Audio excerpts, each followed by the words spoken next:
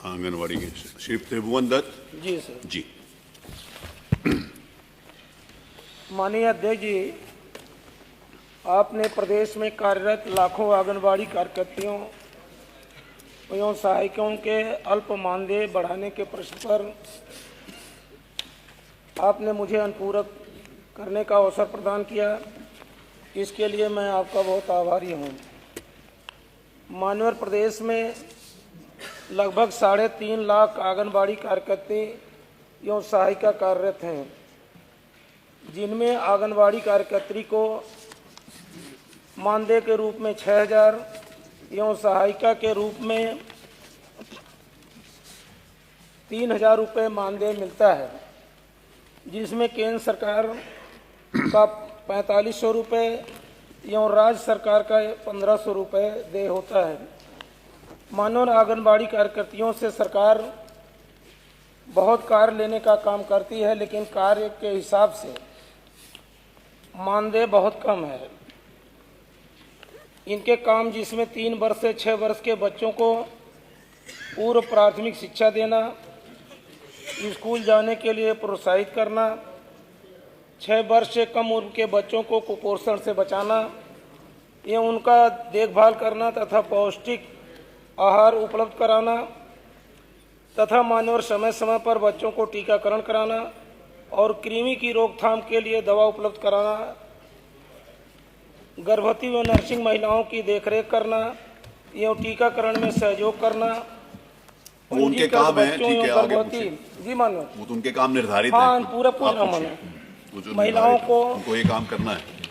उनकी ग्राम पंचायत के चिन्हित क्षेत्र जिसमें आंगनबाड़ी केंद्र संचालित होता है, वहाँ का सर्वेक्षण करके बच्चों को शिक्षा के प्रति जागरूक करना एवं कुपोषित बच्चों, गर्भवती धात्री महिलाओं का चिन्हीकरण करना तो उनके स्वास्थ्य की नियमित जांच करना, बच्चों के वजन की माप करना तो उनका रिकॉर्ड रखना। ये सबको मालूम है कि उसका आंगनवाड़ी कार्यकर्ती के ये काम होते हैं जो आप गिना रहे हो।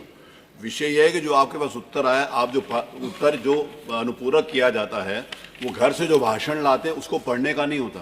अनुपूरक किया जाता है जो आपके डिवाइस के ऊपर जो उत्तर आता है उसके ऊपर आपको कोई प्रश्न पूछना उसको होता है, उस पर कुछ पूछ लीजिए प्लीज। जी ये तो मालूम ही है कि सबको कि उनके क्या काम है, क्या दायित्व निर्धारित है। आंगनबाड़ी कार्यकर्तियों को बीएलओ का संपूर्ण कार्य कराना, जैसे मतदाता सूची का पुनरीक्षण, अपमार्जन, संशोधन आज जैसे कार्य मानव किए कराए जाते हैं। ठीक है, आप बहुत अच्छे हो। लेकिन मानव उनकी कार्य के हिसाब से उनको मान कार्य मुक्त कर दिया जाता है। मानव मेरा अनुपूरक है, इनको आजीवन सेवा करने का अवसर प्रदान किया जाएगा।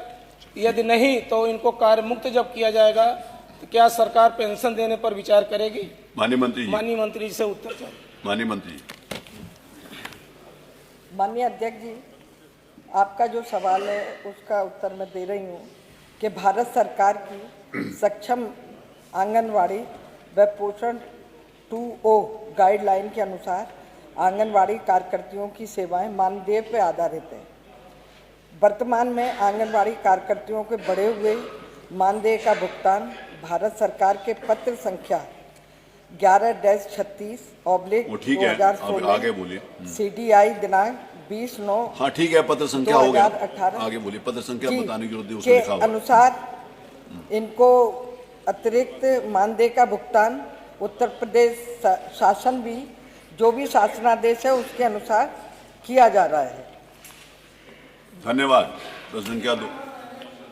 ताकि आपके अनुपूरक का जवाब आ गया कि जो आपने कहा है वो नहीं है, जो शासनादेश के अनुसार है वही किया जाएगा, उसके अलावा नहीं किया जाएगा। दूसरे अनुपूरक का मानव जवाब नहीं है। दूसरे अनुपूरक का जवाब कि वो जब तक जिंदा है तब तक काम करेंगे, ये तो मेरे ख्याल है पता नहीं इसका पहले इस तरह की हर आदमी का तय होता है कि 60 साल 62 साल 65 साल 68 साल कि कोई व्यक्ति जब तक जीवित है तब तक काम करेगा। ये तो अनुपूरक बनता भी नहीं है और अनुपूरक है भी नहीं।